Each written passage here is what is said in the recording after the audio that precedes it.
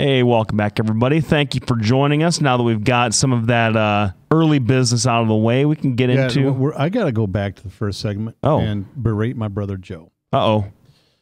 Already? Yes. Everybody cares about the Cubs. Cubs are awesome. It's like, if you don't like the Cubs, it's kind of like not liking, apple pie. Yeah, or that's exactly right. Vanilla ice cream. That's exactly right. What is wrong with you?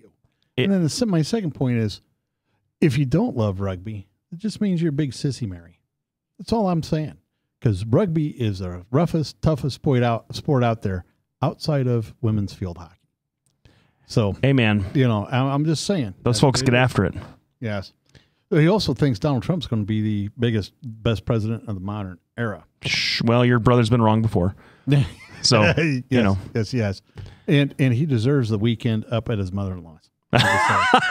Well, for that crack about the Cubs alone, although I hope that he gets along with his mother-in-law, because that would be that would make his life a lot easier. Yes, and we certainly want Brother Joe's life to be as easy as possible.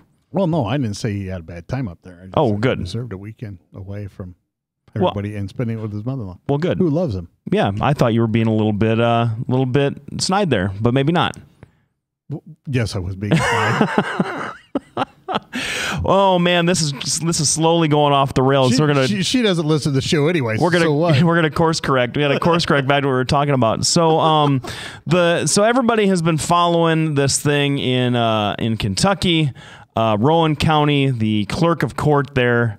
I suppose the clerk of court or the recorder, whoever it is, whichever elected clerk's office holds the position of issuing marriage licenses, her name's Kim Davis, has kind of created a little stir for herself over the last several months. When I was reading about this and kind of getting ready for today, I mean, this has been going on for months and months. She's been fighting with the governor since at least July. She's been fighting with the district court since at least earlier than that. I mean, this is not new, but it takes, I guess, a federal judge to get any traction in Rowan County, Kentucky.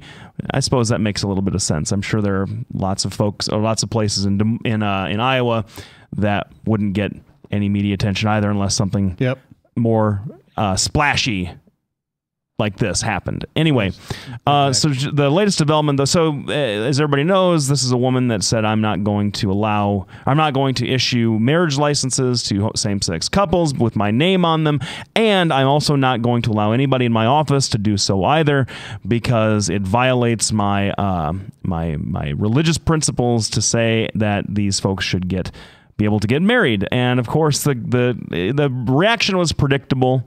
But the interesting thing is that, she was court ordered to do so. She didn't. And she was brought into court to explain why. In I don't know what they call it in Kentucky, but in Iowa, it's called a rule to show cause hearing, where you're brought in to explain to the court why you shouldn't be held in contempt of the court's order if you've been accused of violating it. And apparently she didn't have a good enough reason, and I didn't read any of the court documents or because I typically, don't worry about that as much.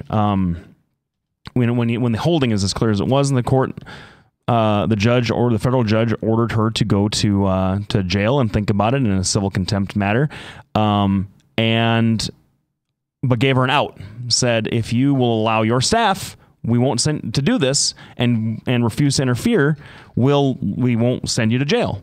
And she said, no, I'd rather go to jail, which she did for about 5 days. She was released today under another bar, saying you cannot prevent these.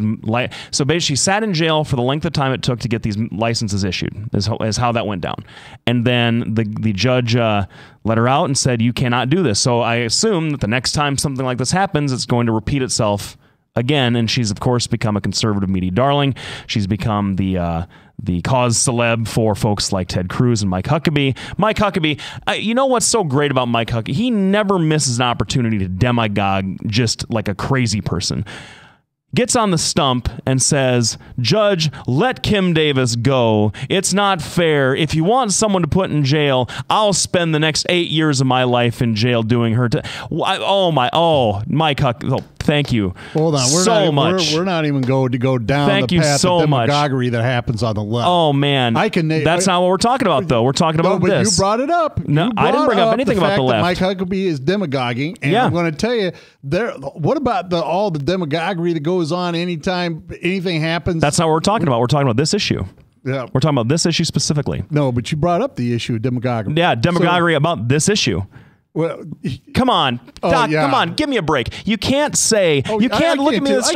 You can't say with a straight face. I can sit right here and say, Mike Huckabee. If you're going to criticize Mike Huckabee for demagoguing on this, then every time we have a conversation about Obama, Biden, Hillary, anything like that, I got to bring up. I would love if you addressed the issue that I've brought up on its merits, rather than trying to demagoguing about this issue, making himself the story. But I guess that's what politicians do. So. All right, I will agree that that's what politicians do. They love her. They love her now. She has made herself a martyr. It's so great, and that is going to bite us straight in the butt. So I've set up I've kind of set it up, kind of looking over my shoulder to see where we are on time. I've set it up. Please.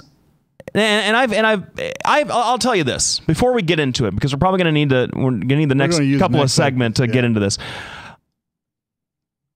This question is fascinating to me. It's fascinating to me on an academic constitutional level. I mean, it's easy to make political statements saying, "Oh, I'm so glad that she got sent to jail," or "How could they do this? She was just exercising her religious beliefs." But from a constitutional perspective, it is so fascinating to me, because the waters about the free exercise clause, which is what she would be claiming, protecting her in this regard, regardless of whether or not you can say, well, opposition to gay marriage or same-sex marriage is a religious principle. So no one's saying that she can't believe it. And we'll talk about that in the next segment.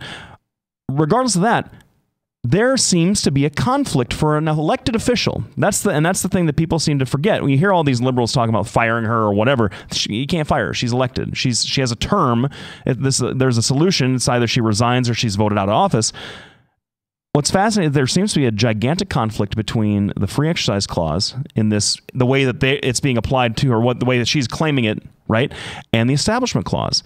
So I could see Rowan County or the state of Kentucky saying, "Hey, look, Ms. Davis, we get it, but you can't entangle us the way that you're doing. We can't be a part of this, and you're using your official office to do something that to exercise your religious values, and that could run afoul of the establishment clause." I find that fascinating, because we do have free exercise of religion in this country, but the government can't get involved in it. And how those two work themselves out, I think, is really, really interesting. I think there's a lot of different issues that are going to be going down on this. I love it. We're going to be back right after this break. We're going to be back continuing to talk about Kim Davis, who I accidentally put as Kim Clark today. Yeah, it happens. Yeah. Well, that's what happens when a social media girl is AWOL. So she was the one that caught it, I thought. No, it was Phaedra caught it. Oh, that's right. Yeah. And so we're going to be back right after this break. We're going to be talking about Kim Davis, the Kentucky clerk that's in all kinds of trouble. We'll be back right after the break. Thanks, everybody, for tuning in.